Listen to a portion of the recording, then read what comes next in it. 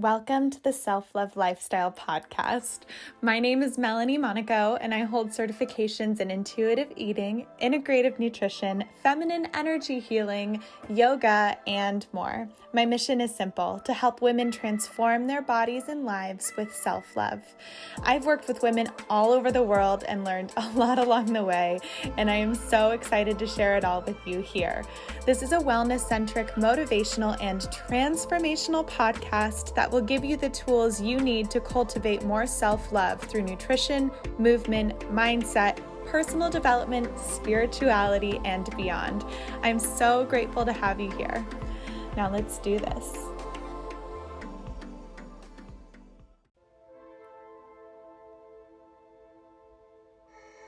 Do you have a calling to create a purposeful career that transforms lives? To have a business that allows you to work online from anywhere in the world? To immerse yourself in wellness, self-development, and empowerment?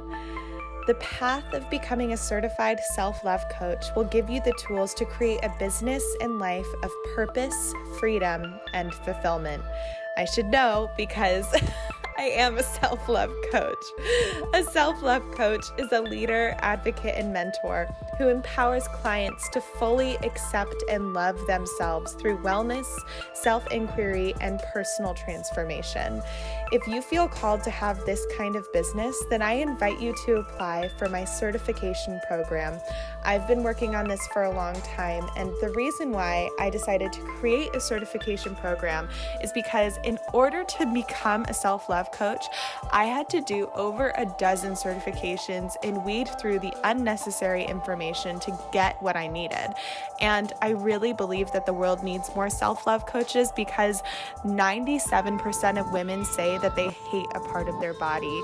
And we need to change these statistics. We need to let women know that their weight, it does not equal their worth. Their appearance does not equal their worth. And self-love coaches honestly can change the world. So I'm really excited about the certification program. Enrollment is now open and the class starts May 1st. This is by application only. It's going to be a small group because I really want to ensure that the women who are going out there as self-love coaches are doing so with as much confidence as possible. So I'm going to be there with you step by step along the way to make sure that you get all of the information you need to create a business and life that you love. So go to live.theselflovelifestyle.com if you want to learn more.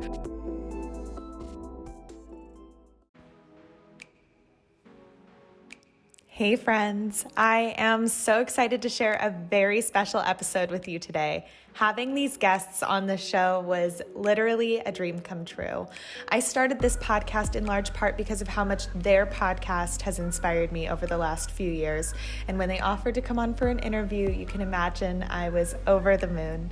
I am so honored to share this episode with Krista and Lindsey of Almost 30 Podcast. I also want to send some massive gratitude to them and to the whole Almost 30 team for their support. Working with them and recording with them in LA at their studio was magical, to say the least.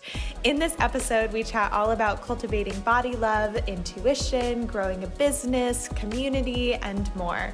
Their responses are filled with genuine authenticity and wisdom, and I learned so much when recording. I've learned so much listening back, and I know you will too. If you're looking for some real self-love inspiration, my friend, you are in the right place. I hope you enjoy, and if you do, be sure to let me know by leaving a review and also send me a message on Instagram at The Self-Love Lifestyle. I really love to hear from you. Also, check out Almost 30 Podcast if you haven't already. Every episode is incredible, and it's legit my favorite podcast, so be sure to take a listen. Thank you so much for being here with me today, and I'm sending you all my love. Enjoy.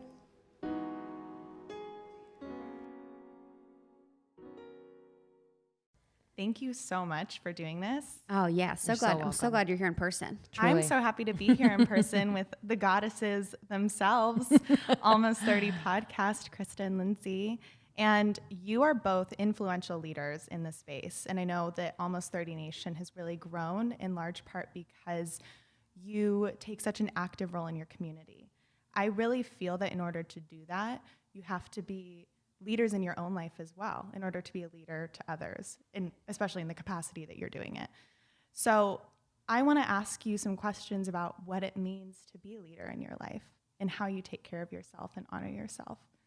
And so my first question for you is, how has that changed since you started almost 30? How you honor your body and take care of your body specifically? I think, as the community has formed and as we realize that we're not just two girls behind a mic talking to each other, and realizing and really owning that we are leaders, it's been in the best way a little bit confronting about how I've been leading in my own like personal life, mainly like between me and me.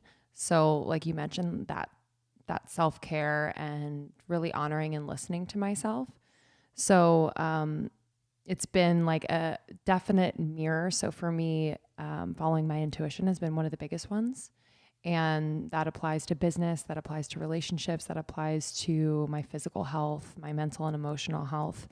And so really the consistent check-ins with myself, the space, the quiet, the reflection time has been really integral. And, I've just realized how much compassion I can have for myself and how effective that is. And also, if I express that and I share that part of my experience, it also helps others to have more compassion. And I didn't realize that could happen, like that I could have that type of influence, because I never really considered myself an influencer. But then when these conversations started to happen and people were saying, wow, like I totally related, I was like, oh, that's what it is. It is the ability to relate to one another and to make people feel less alone and to empower them to really like meet themselves where they are. That's been really, really powerful for me.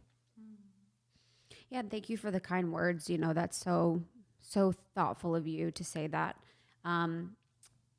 For us at the beginning, we've been doing this for a little over 3 years, and we were both working full-time jobs. So when this idea found us, when we first started, I wasn't working. I was unemployed, but I was babysitting and serving, doing my thing. You're working. I was working. I was working.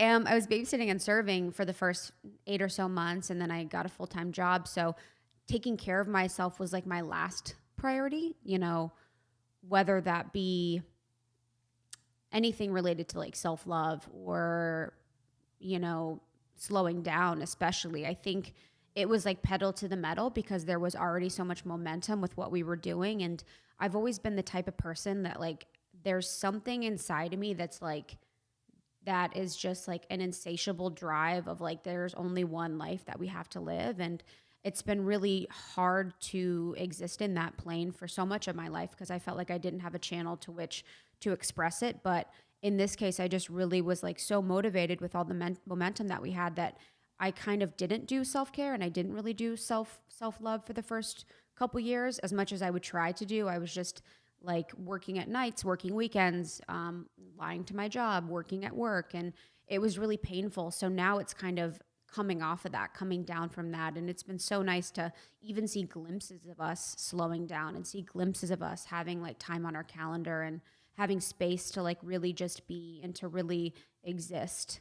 This week I have no plans at night, and it's been so wonderful to like do a face mask and like have a minute where I'm like, oh, what do I want to do right now? Because before it was always like, have to get this done, have to get this done, have to get this done, which was amazing and a gift. But I just feel so lucky now that like I can actually practice more of what I preach and just feel more connected to like myself and honor myself and really just like allow myself to flow rather than force. And, I always learn from the community too, as far as like self-love and self-care. I think everyone is so inspirational with what they say that they do as it relates to self-care. And it's like when people are so vulnerable and honest, whether it's in the group or at events, it always just inspires and reminds me like, oh, I can be loved and I can love myself too, because they're doing it and they're putting in the work so much to do that. But I'm really just like right along with everyone. I really feel like completely aligned with really pushing and really denial of like self-love in a lot of ways. Although I'm like much better than like I ever have been, in my whole life. Yeah, I do want to shout out the community on Facebook. The secret Facebook group is insane. Such a great space, and people are so vulnerable. And I think that's because you're vulnerable and authentic when you're sharing your own stories, and kind of what you were saying, Lindsey, about how you realized when you were talking about your own experience, it was inspiring other people to have, similar kinds of transformations too. I want to go back to what you said about intuition and learning to follow your intuition. It seems to me from an outside perspective, watching you grow your community and your business with the podcast, that you have really followed your intuition with it. And how do you navigate that when building a business is such a masculine thing? Like Krista, you were just saying that you have that kind of drive to push, push, push. I so relate. How do you find this space to cultivate intuition and to let it flow? I definitely think it's been a practice. So over time, I think the podcast was really the first big, like, monumental thing in my life where I followed intuitively, and both of us together followed intuitively. And it started to, show us, the rewards, just the potential, like all this beauty. And we were like, whoa, like that's crazy. This was just a random idea that we started in our closets on the closet floor. And we followed it without really asking too many questions. We just did it. And it's becoming so much more than we could imagine. So for me, that's kind of like this proxy situation that I always go back to as we navigate the business, really following those intuitive hits. So often it shows up in our bodies, in our hearts. Like Krista and I, know each other like the back of our hands in terms of like how we're feeling. We're very in tune when things are off or on, in flow, not. So we really try to honor those feelings within the business. And you're right, it is really hard because building a business is super masculine. And building a business too is like a game of, there's a lot of shiny objects that are being thrown in front of you. Like, ooh, like this opportunity will give you this type of exposure, or, ooh, like you're going to be paid this much for doing this. But what is what's on the other side of it? Is it really feeling good to us, to almost 30? So it's been so important as we've gotten bigger to really tune in, and having an all-female team, I do think helps us to kind of collectively tune in on a regular basis and express how we're truly feeling about what's in front of us. But I think it's essential, and I think that's kind of like where the world is going, very slowly but surely. But I do think that like there's more intuition driving businesses than we realize. And I'm excited to see like how that shows up in the next like 10 or 20 years.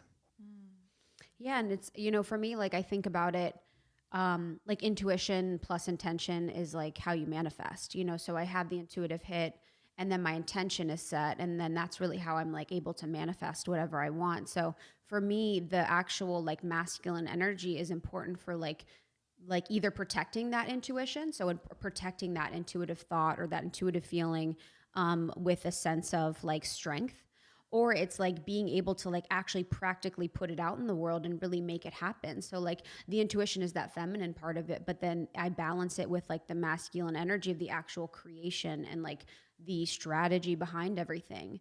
So much of what I do, I don't know where it comes from. It's really just like, it just is, it's kind of just a knowing, and it isn't like a conversation with myself, but it is, and it's a knowing. And I really love to like blend in the masculine. I do feel like, the masculine energy has been so fruitful for so many of us, and so many of the women that are successful, like, have really lent on that. So, but, to say it's like, it's not all that we need. It's really that balance. So I really, try my best to work on that balance. But I think it is just us really navigating right now the masculine space of business that we're in, and adjusting to that, being more masculine. And as things shift to more of the divine feminine, as we, evolve in consciousness, it's really beautiful because now we can really like let our guard down and really let that like percolate. Yeah. Krista, in one of the recent episodes you did, I think it was your end of the year talk that you both had together, you said something that really struck me about, and forgive me if I'm paraphrasing you wrong. Honestly, I would have no idea. You could be like, but it was something about realizing that you are in charge of your own life, and everything that's happening around you is happening because of you. And I think that is such an important and also scary kind of idea. How do you navigate that, and how did you first start to accept that kind of self-responsibility? Yeah, for the self-responsibility, I think it's weird. I remember a small moment that was really profound for me in high school when I was like, I got in like a lot of car accidents in high school. I like totaled my parents' car. I'd gotten probably 10, like just a lot.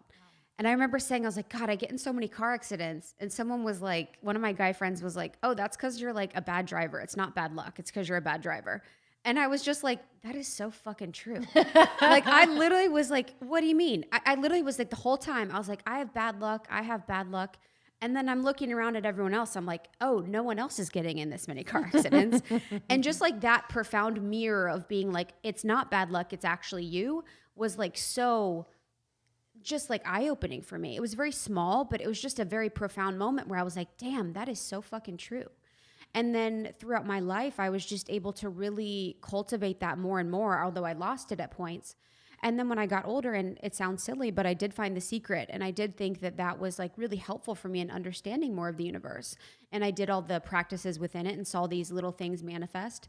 And so all this good was starting to manifest for me when I was living in Chicago. And I was able to like manifest quitting and going to Patagonia and Justin and all these beautiful things.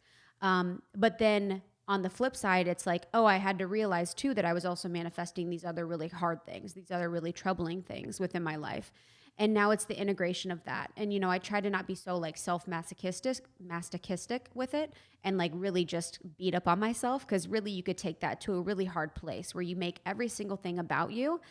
And so I really try and balance it as much as possible, but I do try and take responsibility for everything in my life. And although it's exhausting at times, it can be really magical. You know, if I just continue to work on my own alignment and my own like expression of my fullest self, then like I know that that can only bring good things. And it's a fight in your life that is like, what else is life about? But being more aligned, and but being more balanced, and but being more of like a fully expressed version of yourself, flaws and all. And just as a last point, it's like that has helped me to recognize, you know, with radical responsibility, the importance of like integration of my shadow. And I've done a little bit of shadow work through my life unknowingly, just to like be able to taper with feelings and emotions that I've had, but now really dove into it again in this year. And it's like, oh, you know, if I see that as radical responsibility, you know, on a bad point, then that's not really the point, because whatever the shadow is, it belongs to. So that shadow moment and that shadow thought is actually, it belongs here too. And it's the lesson and it's the medicine, you know, that you need. I love that so much. I feel that a lot of this kind of thing comes out, if you're not dealing with your shadow, it comes out in your body, right? And as a soul cycle instructor, Lindsey, I'm sure that you've experienced a really interesting relationship to your body and having to power through and take a step back. And you even earlier mentioned listening to yourself. I'm curious what it means to both of you to listen to your body, because so often I see women in my programs saying, well, I listen to my body all the time, but then they don't act on it. How Totally. has that changed for you? Because I'm sure it's had to change as you've kind of up-leveled your life over the past few years, and I mean, over your whole life. Yeah. I think like especially my early 20s was all about ignoring everything my body told me. And it was this weird, like conquering life feeling of like, no, I'm going to push through. I got this. Like, I only slept you know, 4 hours. yeah, literally. I remember that too. There was some weird badges totally. of honor in your 20s that you're just like, oh my, like last night I got 8.5 hours. I was like, This is life. this is life. Like but- I could go for 10. You know what I mean? Oh, literally. I'm like 8.5. I actually Let's do felt 10. crusty. I was like, I need more. I know, honestly. But it's so interesting. And yes, like being a soul cycle instructor really helped me to appreciate my body, but I was still like not really listening to it when I was a soul cycle instructor. Like my body was telling me to like stop, slow down, rest, stretch, hydrate, like all the time. And I still was not doing those things. So when it was actually after I quit Soul Cycle, that I was able to finally hear my body. Like the buzz went down, you know, like that static kind of settled. And I was like, whoa, what you actually really want is like rest, restorative movement, like all this stuff. And what started to happen was that because I wasn't like masking and almost like numbing these really powerful things that were coming through physically, i.e. connected to emotions, I started to get these very subtle physical reactions. Like I was even telling Krista the other day, like we had a moment in the office one day where I kind of felt like things were off, and literally all of a sudden my like stomach turned upside down. I was like not hungry. I was like, bleh, bleh. And it was so weird. You know, we hadn't said anything, but I was just like, my body always knows. And, you know, we can remember times in our lives when we've had those moments. We walk into a room and like energy's weird and we like either get goosebumps or our stomach feels weird or we lose our breath. We're like, whoa. So I've really been interested in like asking my body in those moments, like, okay, so what's going on here really? You know what I mean? It's not like you ate something sour. It's like, what is really going on here? And even if I have to like excuse myself and like just take a moment and take a deep breath, whether like hand on my heart or on my belly, it's just like, okay, what is this? You know, because your body will tell you. It's a very quick response. It will tell you. And you know, our friends in the space, you know, Natalie Miles, Brie Melanson, our friend Milana Snow, like have all said this in different ways where it's like, it will tell you, you know, if you just ask. So I think it's for me about making the time and taking the time and space to just ask. Yeah. Asking questions is, I would say, the foundation of the work that I do in my own self-love practices, but also what I guide clients through doing. And what we run up against is sometimes people are like, well, I don't want to ask. I don't even want to have that conversation with myself. And I find that to be the challenge. But when you do have the conversation with yourself, as you're saying, you always get the answer. And I think in the long run, it's harder to push that aside and ignore that and to live a life where you're not connected to your body than it is to like take the moment and do the deep. People saying that they don't want to is hilarious to me. It's like you have a coach and she's like, ask your body a question and listen. She's like, I don't want to. It's like, okay, what are we doing here? Like that's like ticks by. Your answer is in that answer. Exactly. You know what I mean? It's like, there's your answer. Avoidant. Honestly. Yeah. And I think for me, like Lindsey is like so much more of a body in her body, feels connected to her body, respects and loves her body. Like, and her connection to her body is so much more like just of the goal, you know, to be that in tune, to be that respectful and thoughtful of it. So for me, it's not, you know, something that I'm really good at. I'm really working on it. And it's really just a practice of every day being like, oh, I have legs, like, oh, I have feet and they're on the ground. You know, I have clothes that are on my body, and just that continuing reminder, because I love living in my head. It's very fun. But, you know, remembering my body, whether it's through like just changing up my movement, being more restorative, doing more yoga. But I wouldn't say I struggle with it because it's not something I think about quite often, but I do think that I would benefit from like more grounding within my body and myself. Yeah. It seems to me that self-love as a concept is becoming more and more popular, of course. And I'm curious how you both cultivate it, because you talk about it on your podcast, your guests talk about it. It's definitely talked about in the community on the Facebook group. I see it. What does that look like for you? It's a good question.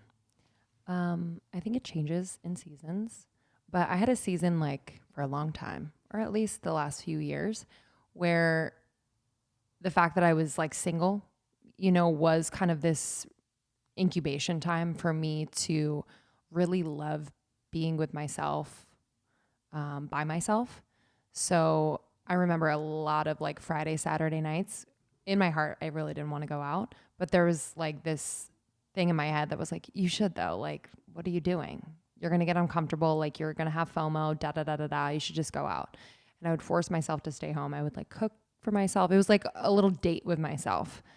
And it was funny because in my ayahuasca ceremony, we did plant medicine last year. I saw those moments. I saw them almost like a movie. And I started to cry because I was like, oh my God, those are so important. Like those moments with yourself, like where you're just like so like cozy with yourself and happy and just like enjoying the moment. And I realized, in that moment in the ceremony, I was like, wow, okay, like I might write those off as maybe just times I have to like get through this, like until I find, a partner or whatever. But I hope that I can still cultivate that. And I think I will, because it does feel so good, like to have that independence, to have that alone time, even when I'm in relationship. So that for me, like has been the most important part of my self-love journey, where it's just like being with myself very simply. Yeah. The self-love is, it's so interesting because we had that event with Alexandra Roxo. It was on Valentine's Day, I think, of last year. Was that the one you were at? No, you were at that one. I went to which one? The hormones one? Well, I did. At Pop Sugar. Yes. With Elisa. Yeah. Who? Oh my gosh, I love her so much. She's a Another doll. Shout out. She's a doll. Yeah. No, I was at the one about finding your voice in New York. Yeah. Oh yeah, right. Stuart, yes. So we had one with Alexandra Roxo, who's like a spiritual empowerment coach, author, amazing. And we were talking in front of a group of people around Valentine's Day about self-love.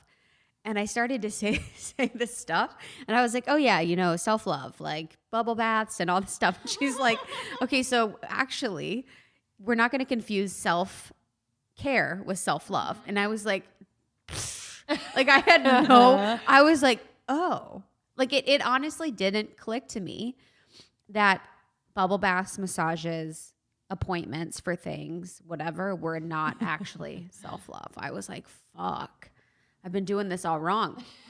And it was just so eye-opening and profound for me to kind of like rethink what that means.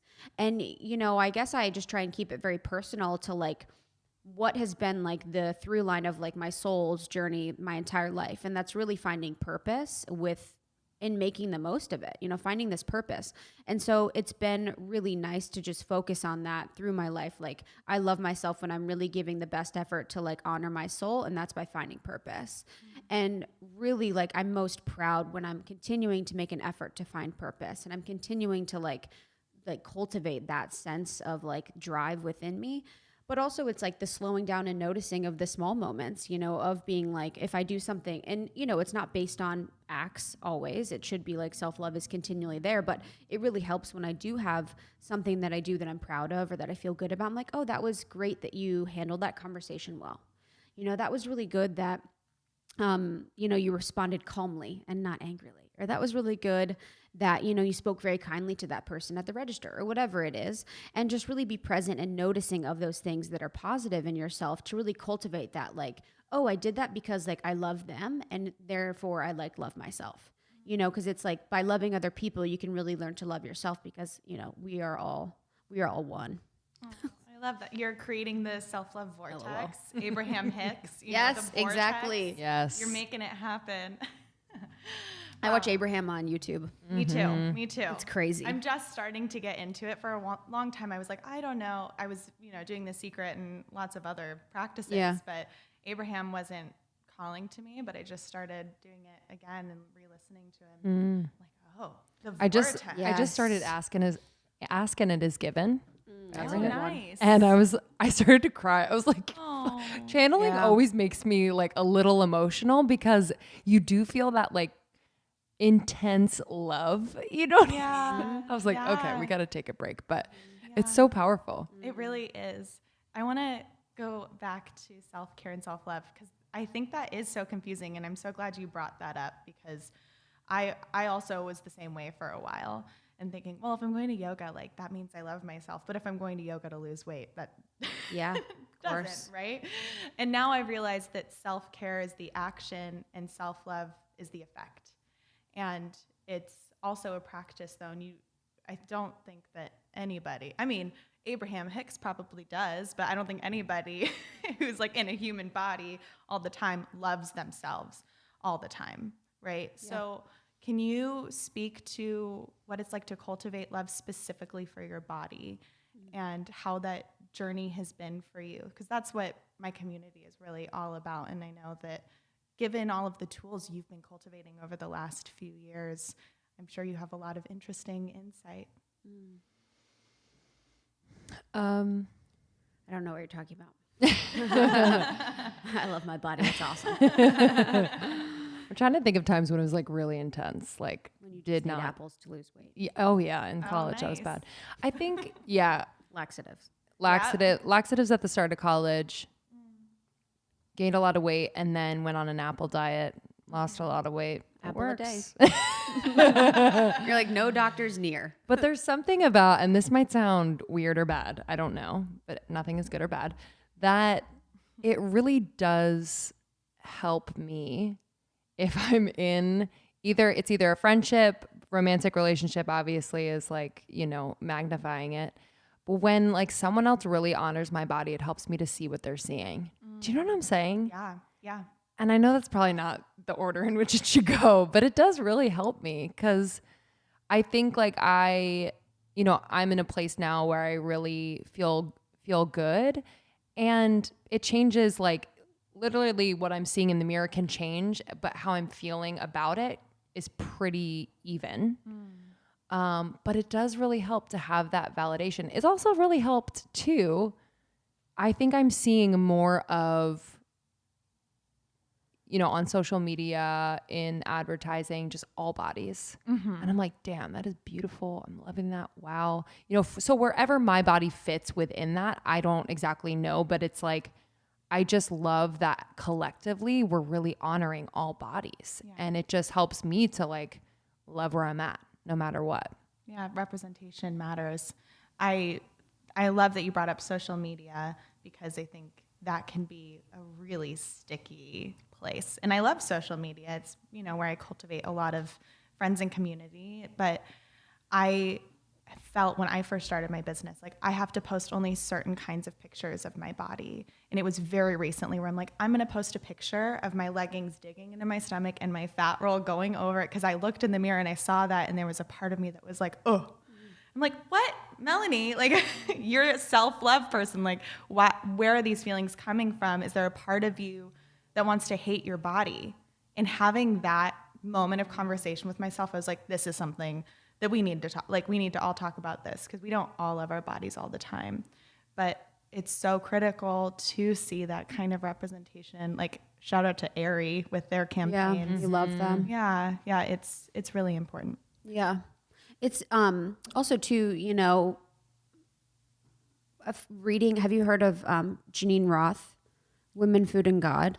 Oh, yes. Yeah. So she's really profound and writes really impactful books on like the relationship that people have between like self-soothing and like, allowance of love, and especially women, how we equate, a lot of times food to being able to soothe and being able to like make us feel good. And there's the restrictive thing, and then there's the allowing thing. And her work has been really helpful. Danica Breisha, a friend of ours, who's a curve model, recommended, a lot of her works.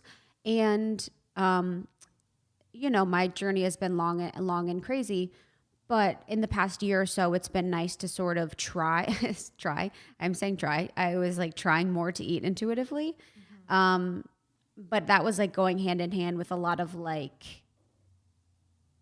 denial of feelings. So it turned out and ended up being like more of eating to soothe myself, and I wasn't really dealing with the actual problem that needed to be soothed. So now it's the journey of like actually dealing with the root of the issues, and then everything else will sort of figure itself out.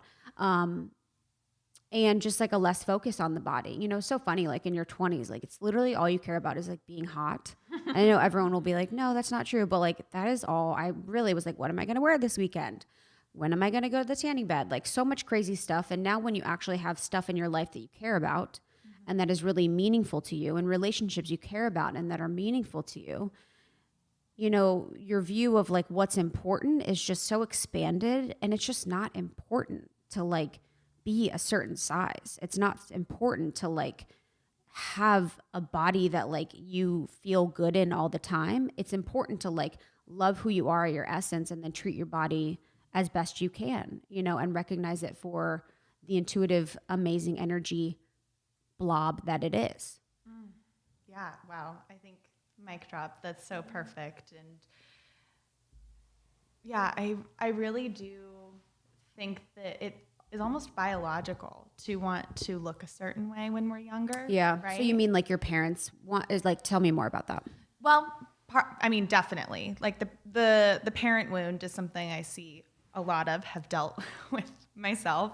I was like on a diet at 7, went to Weight Watchers at 12 because of what my parents were wanting. And oh, bless. I mean, but you know what? Like finding purpose in that pain. I mean, that's what you're saying. It's all about purpose. And I found my purpose through that, and through then overcoming and growing and integrating that. My relationship with my parents is better. Wow. And my relationship with myself is better than I could have ever imagined in my whole life. And the work has been what has given me the ability to manifest my dreams and that. So there is absolutely a way to overcome those kinds of things. And what you are both saying about, I mean, just talking about how you were on an apple diet, like, I mean, people who are listening to this, these women are stunning. It's true. It is true. I mean, it's kind of overwhelming. So I don't think I would. I don't think I've done apples. Let me say. I think I've done like just Trident gum. Yes. Not. I've actually was always mad at myself that I could, whatever. But I've done like protein bars where I've done 3 protein bars a day, or like Special K diet. Oh, Special K was, yeah, throwback. Honestly, how hungry? Like you have 2 bowls of cereal a day. How hungry? What did they say? They're like 2 bowls and then a meal. Yes, and then like a 500-calorie meal. Yeah, just eat like sugar and carbs all day. I hope they're see being how your sued. energy goes. I mean, I sure. hope they're being sued. Oh my gosh, That is terrible. we were talking about the vortex. Yes. How do your spiritual practices impact your body and your relationship to your body? I feel like one of my biggest spiritual endeavors is to love and live in my body. You know, it's like that's one of my things in life is to really be in my body. And it's like because I have so much pain and like trauma stored in my body in different areas that like I'm just now starting to uncover and work with from different points in my life. It's been hard to be in my body. And so I'm really now just trying to do that as much as I can and figure out how I can really express and feel and honor and then move on. What do you think, Lindsey? I kind of feel like recently I've been, this is weird, like relying less on my physical expression. So it's like being able to communicate better instead of through my physical body. Kind of, but it's kind of like that's definitely part of it. We stopped having sex. Now we can only talk. But it's kind of part of it where I would, you know, like that's why this relationship I'm in feels different because like so true. I'm not leaning on like, let me show him that I'm amazing physically. Totally. So that he loves me, because I would do that for years and it never worked. Like they would like me, but like they wouldn't like me, like, you know what I'm saying? Because I wouldn't allow them to know that part of me. And so I just got into the habit of not communicating and expressing myself verbally, you know, and that's been kind of my journey lately of being able to communicate, saying how I feel, what I feel, being unafraid to express, because I'm actually not only not serving myself when I don't do that, but I'm not serving the people that I really love and I'm communicating with. Mm-hmm. It like does not set us up for success. Yeah. So it's like seeing my physical body in a different way, as kind of like this sweet little house to my soul and to my ability to connect and express with people, but not relying on it so heavily, you know. Mm-hmm. No more lap dances. Do you know what I mean? Yeah. That's so interesting. I think this is such an interesting idea that both of you are bringing up of you're equally honoring and loving your body, but also slightly disconnecting, like recognizing that it is just the house for your soul, and it is just like matter and energy. Meat suit. Yeah. Right. So meat suit. Oh, okay. That's what Lady Gaga was going for with her meat suit. True.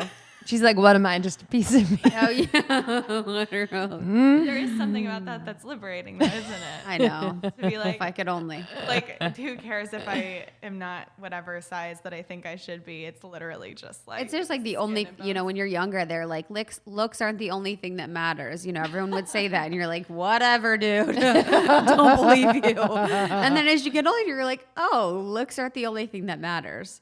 Like, sounds corny, but your vibe matters. Your energy field matters. There's just like things that are in different dimensions that matter, So of course, love your body. It's so amazing. And I'm so grateful. I never think about it a lot because I'm not sick.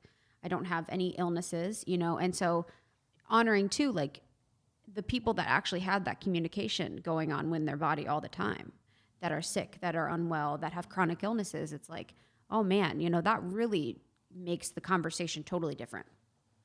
Yeah, it does. I think when it comes down to it, if you can find that balance between loving your body and being grateful for your body, that's the game changer, honestly. Self-gratitude is where, in my own journey, everything changed. I was on a Kundalini yoga retreat when I was 17. My mom's a yoga teacher, and so I was going with her. And I went to this Kundalini yoga retreat. It was like a cleanse. I was like, oh, I'm going to lose 10 pounds. As you do. Wow. Totally missing like the Kundalini. Exactly. That's I'm like so doing true. the ego eradicator. I'm like, yes, ab workout. Yes. Oh my God. So funny. And of course, I lost like nothing because my body was like, let's protect ourselves here. And I remember in that moment being like, okay, I can either keep fighting my body or I can figure out how to love this meat suit that my soul is in. Did you ever have a turning point like that yourselves? Yeah, I think mine was my hormone journey. When I was living in New York and I was like the lowest I'd ever been, probably more than 20 pounds less than I am now, maybe, or how much should I weigh? Yeah, maybe a little more than 20. And I was very, very, very, very thin. And because I was working out twice a day, I was like doing all the things. I was going to HIIT classes. I was really just like running myself ragged. And then when we moved to LA, it really came to a head. And I just was unable to wake up in the morning. I couldn't sleep at night. My body really turned and it became really inflamed and I felt really uncomfortable and I was like sick almost if I had any stimulants or caffeine. And so I had really bad adrenal fatigue, which led to, really bad hormone imbalances within my body, such as like high estrogen, low testosterone, low progesterone. So my hormone journey was like that stopping point where I was like, whoa, like everything I'm doing is actually impacting me. It's weird because my thought was like, oh, everything I'm doing is impacting me positively. I was like, oh, more HIIT is impacting me positively. More is positive. But it was really the opposite of like more is more dangerous. More it should be less. And like, so I really had to have a turning point. Like, what do you want? Like, do you want to be able to like actually function in your life? Or do you want to like, just continue on this path of like the obsession with the body or the weight and like forcing yourself to do things that are detrimental to your health? And so that sickness, where I just felt like terrible was really like impactful for me and like being like, okay, like I'm not in my 20s anymore. I'm not really young. And it doesn't matter if I'm like a whatever size or whatever weight. It really just matters like the functionality of my body and like getting back to like a place where I can respect and honor it because I wasn't for a long time. Yeah, the truth is when you feel good, you look good, right? Like totally. We all see people who, maybe don't fit into whatever stupid standard of beauty, but they're like stunning goddesses all the time. Mm-hmm. Of course. And it's that energy that you're talking about. It's not just what you look like. It is what you're emanating. I love that. And I think for me, it was like the skin journey. I was like, when I was living in New York, it's like a common theme. When you live in New York, you run yourself ragged. Yeah. I was drinking a ton. I was a bartender for many of those years. And even when I stopped bartending, I was still drinking almost every night of the week, at least like a a couple drinks. That's hilarious. Literally. Cause I love that. if you know me now, Yeah. but it literally, you and and Maddie would everyone out drink and there, chill. literally everyone out there, if you're in New York, it's like the end of the day, you're like, 100. I'm just going to have a drink to wind down. Totally. I Or did that too. that's what you do to like catch up with people. You're like, grab a drink on the corner. Da, da, da, da, da. Like there's there's not like, let's go to the park and take a walk. Not many people do that with each other. No, I did that with my husband, but we literally lived cute. across the street from the park. Yeah. Oh, what park? Wash? No, Prospect Park in Brooklyn.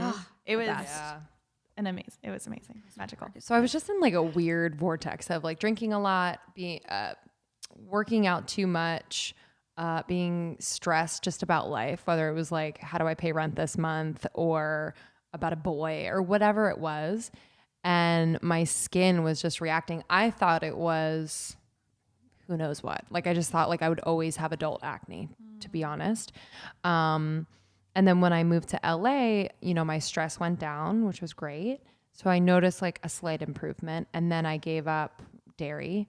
I lessened my drinking by a tenfold. Like I maybe have 2 drinks a month now, so there was just so many factors. And so when I saw that difference, I was like, whoa, you're so smart, body. Got it. Like I will never, you know what I mean? And if I have like cheese, I know I'm probably going to have a few breakouts, and, I willingly will do that and just be like, okay. And it'll show me, I'm like, wow, you're so smart. You're still very smart.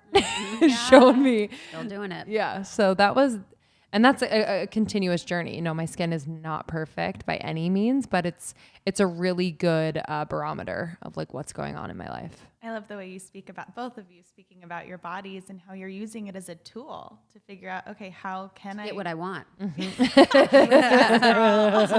titties are my greatest tool. Oh, I know. But to just be like, okay, if I'm going to do this, I'm going to have this reaction. How do you navigate the pleasure of being a human and like, oh my gosh, having a drink feels so good. Mm-hmm. Or like having, whatever food, like, dark chocolate is my queen. So like, how do you navigate indulging and enjoying the pleasure of being human while also honoring yourself? That's so hard, because I did for so long, like in the past year or so, I was like, I'm just going to let myself have whatever, whenever. And it was like, why? But the intention was like, why am I having a dessert after every meal? Am I trying to, like, it was just like, I don't know. It's like just figuring out the intentionality behind it. And like, I've never really restricted that much. I've had different phases of restriction for sure.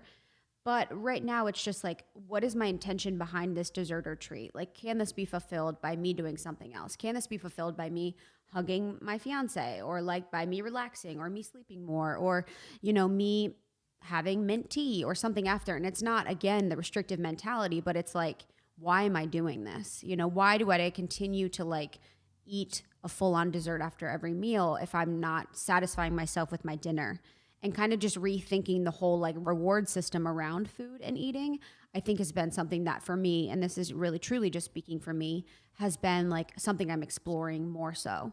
Because I'd rather just live a life that's like consistently joyful than like have to rely on like a treat every meal for like a joy hit, You're talking about true intuitive eating, like the protocol that was developed in the 90s. Like that is what it really centers around. The way that I integrate it and then bring it into my own languaging is when I'm looking at that dessert after a meal, I'm like, will this nourish my body? No, unless it's like, just made of whatever, kale. This is a kale and quinoa. Not my favorite dessert. Or will this nourish my soul? And recognizing, okay, is this going to be like the real soul nourishing experience I want to have right now? And sometimes the answer is yes. And then I'm like, love it. And I savor every single bite. My friends make fun of me because often when I eat desserts, I close my eyes. Oh my God, Shara on our totally. team. Love her. Yeah. It's like, really enjoying the sensation of it. But what you're saying, Krista, about like, okay, are there other things I can do? Like, going to my partner and giving them a hug or having some tea or whatever other self-care ritual, that can be soul nourishing too. I've recently been exploring moving out of New York. I'm like, oh my gosh, alcohol. This is something I need to figure out, because like it is just so ingrained in the culture. And so I've been asking myself, is there a way for me to enjoy this experience while still honoring my body? And I found that question to be a game changer. Really, it's a profound one. Are you drinking then, or? I am, but I'm constantly curious about like what I need to drink in order to feel good and why I'm drinking. I went to Disneyland yesterday, and I did go to the new bar. Cool. Of course. Harry Potter butterbeer or what? No, it's the Star Wars land, and they have like Oga's Cantina like in my husband's really into Star Wars, we were like, okay, let's do it. That's so fun. So that's the kind of thing where I'm like, yes, I'll have alcohol here. I'm convinced the body metabolizes alcohol depending on, yes, what you've eaten, but also like your intention with it. Like you're saying, sometimes I'll drink with like this intention to, mainly in my 20s, where I'd be like, let's get fucked up. Mm-hmm. And I'd get get really fucked up. And then there'd be days where I'm like, oh, I want to celebrate with someone I love. And we have a glass of wine or two, and I'm like, I'm good. Don't feel hungover the next day. It's like, there's something to the emotionality of it that I think is like very powerful. Yeah, you're spot on, because that's true with food too. I really experienced that in my own body. I don't know if anybody's done studies around it. I should figure that out, because I feel like they're doing more and more interesting studies about intuitive eating and food psychology, and literally how that impacts the way you're digesting the food. Because your brain and body are connected, and the chemicals your brain releases change the way your body functions. So if you're eating and you're like hating yourself, you're not going to digest it. Like in Chinese medicine, they say what your brain doesn't digest, your stomach is going to try to digest for you, but that's where we go. Yeah. So fascinating. I notice so many clients and just people in my life who have chronic digestive issues are people who could really benefit from, like, honestly, therapy. It's like they go hand in hand. Mm-hmm. And there's so many women that I'd say same. 7 out of 10 for sure have digestive issues. Mm-hmm. Part of it is the food. Yeah, of course. But I think a lot of it is the emotion, and just like it is so hard to be a woman in our society growing up in the 80s and 90s. Like, oh my gosh, we were bombarded with these images of not like the standard was just such a small percentage of women, and we were told to eat cereal to lose weight. I was on a plane the other day, and like one of the plane seats in front of me was like 2 seats ahead, and Friends was on, and it was like I was blown away. They couldn't have been. They honestly were so tiny. They all had the same bodies. It was like they were children. And I don't, no hate to anyone for their size, and I don't mean it in that way, but just the way in which I was just like, oh my God, this was the standard. Of course, they're white women, and they're all just this tiny, tiny, tiny size. I was like, oh wow, this is like shocking. Shocking. Do you think that in our current day and age, you can love your body and still want to change your body and change what you look like at the same time? Yeah, I do. 100%. That's why, I'm definitely, because I actually do, and I want to give more love to those people that like, because it's like, yeah, of course, like everyone should love their body, but you can love that in conjunction with wanting to honor it more deeply by like making yourself feel good, and making yourself feel comfortable in your clothes or comfortable in whatever, a wedding dress or something like that. It's corny, but it's like, I really do believe that there can be like a desire for change and growth and still love there. I also agree.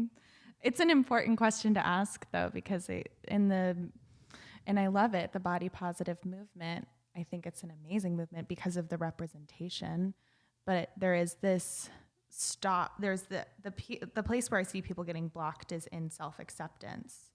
And with self-acceptance being like, well, I just accept that I'm, quote, lazy. I accept that my body is going to look a certain way or react a certain way. Kind of what you were saying about your skin. You were like, oh, well, I'm just going to have acne forever. And a lot of people get stuck there. And I find that to be really sad, because why would you not want to reach for your greatest potential? But there is this fine line of like, okay, so I want to look a certain way. I want to feel more confident in my body. I want to feel stronger. I want to feel more toned, whatever it is, but then not going to that place of like burning out.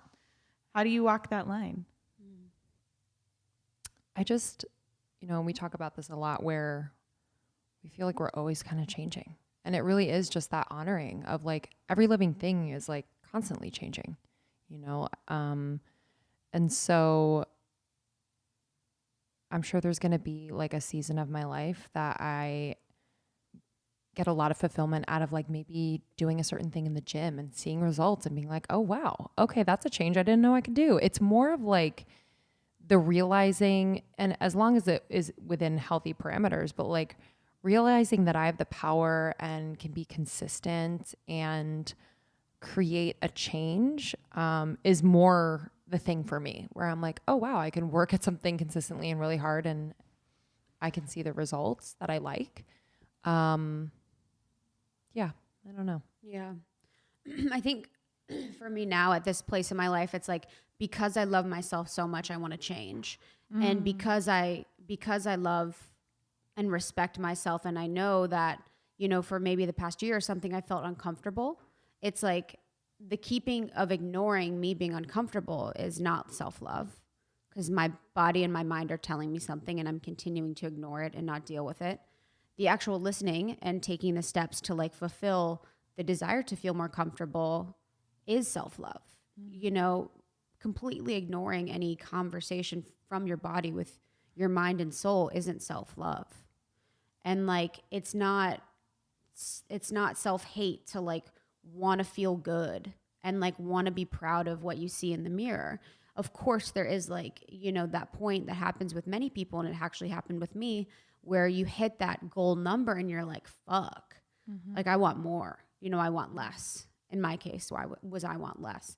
And that was very eye-opening for me. That was very profound for me when I had that realization, was like, oh, it actually isn't about the number, because I'm here and I want more. And so now I have like the promise to myself to like just have the goal of feeling good in whatever I'm wearing. I'm on whatever journey I'm on, but that, if I do come to a point where I feel good, to not taper into I want more. And that's like the continuing journey for me of like being happy now, wanting better, but not getting there and wanting more. Wow. I feel your authenticity and honesty today is going to help so many women. Like, I hope, and I know you know this, but like, I just want to speak this, that your ability to share and be so authentic with your experiences is so healing. And I'm so grateful for your trust and sharing this all with me today. I really, really love appreciate you. it. I love you too. Join the main subgroup. Yes, seriously. These conversations are happening in the Secret Almost 30 Facebook group. And you have some amazing things coming up to connect with you on a whole other level. You're always giving back to the community, which is phenomenal. And I think that's because you love yourselves, and because you take care of yourselves, you're able to give so much. And so you have a retreat coming up, which is going to be so phenomenal. Can you tell me a little bit more about it? Yes. It's at the Calamigos Guest Ranch, which is like a 5-star resort. It's heaven on earth. It's so peaceful, relaxing. You're just kind of like integrated in nature. It's really, really beautiful. Last year, our retreat, we had 24 women, and we felt, we didn't know if we would do it again. We didn't know if this would be a yearly thing, but we knew right after that experience that we had to do it again. It was a time for not only women to connect with one another, but really deeply connect with themselves through whether it's movement or energy healing, really intimate chats with various experts, whether it's in nutrition or with a sexologist. And we felt like this very focused, 4-day experience for women was really profound. So we wanted to offer it again and do it even better. And so, yeah, that's happening, and we can't wait to see you guys. And we're there with you. So it's really a fun way for us to connect intimately with people. I was watching it on Facebook last year, and I was like, oh my God. Oh, I can't believe I'm across the country I right know. now. I wish you could come. Yeah, it's going to be amazing. And so for for those of you who are listening, please go and please send me all of the pictures. Yes. Tons of goodies. Yeah. Tons of goodies. Tons of beautiful time in Malibu and just connection with amazing women. The women are 100. Yeah. Well, you always bring in such incredible people. I mean, you just surround yourselves with them. I also want to make sure that my community knows about how you're supporting other podcasters because I watched your webinar. So killer. Your workshop was just amazing. And they have so much goodness to share. So can you tell me in my community more about your Podcast Pro? Yeah. So, Lindsey and I started 3.5 years ago, and we really just found so much information in all these random places and totally guessed, with tons of things. And so when we got to a place where we felt and we feel today that we're successful in what we do, we want to help others be successful. So every single thing that we've learned from building Almost 30 to recording on our closet floors to what it is today, we put in Podcast Pro. So we just want to encourage women to get their voices heard and create a podcast. It's such a fulfilling experience.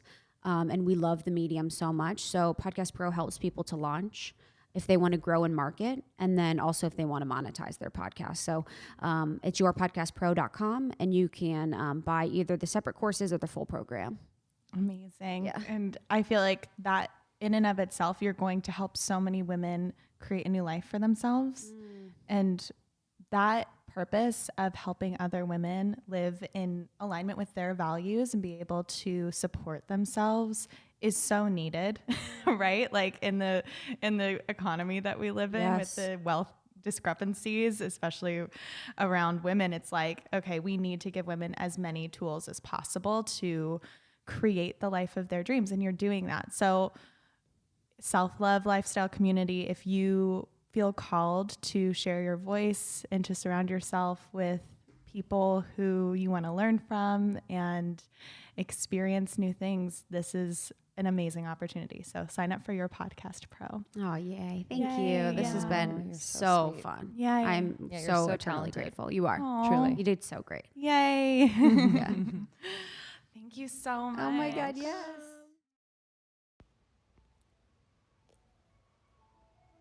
After closing down my programs while traveling across the world for over a month, I'm finally back and ready to accept a few new clients.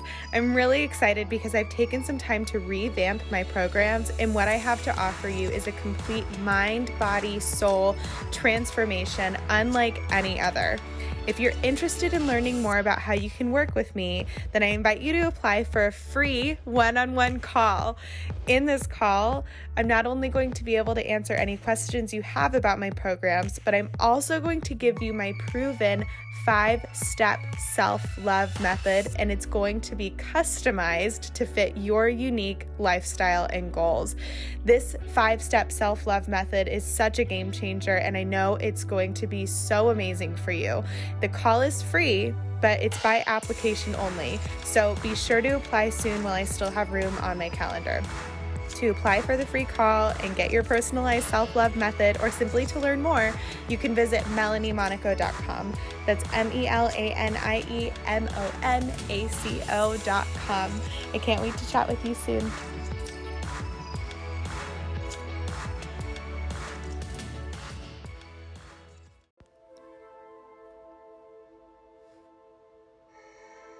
If you felt inspired or moved by what you heard today, then be sure to leave a rating and review. I would love to hear what you're vibing with so I can create more incredible content to help you transform your life with self-love. Be sure to connect with me on Instagram at The Self-Love Lifestyle, on Facebook at The Self-Love Lifestyle, and you can also sign up for my mailing list and find free downloads, resources, and more at MelanieMonaco.com. That's MELANIEMONACO.com. And be sure to subscribe to the Self-Love Lifestyle podcast so you never miss an episode. I'll see you next week, my love.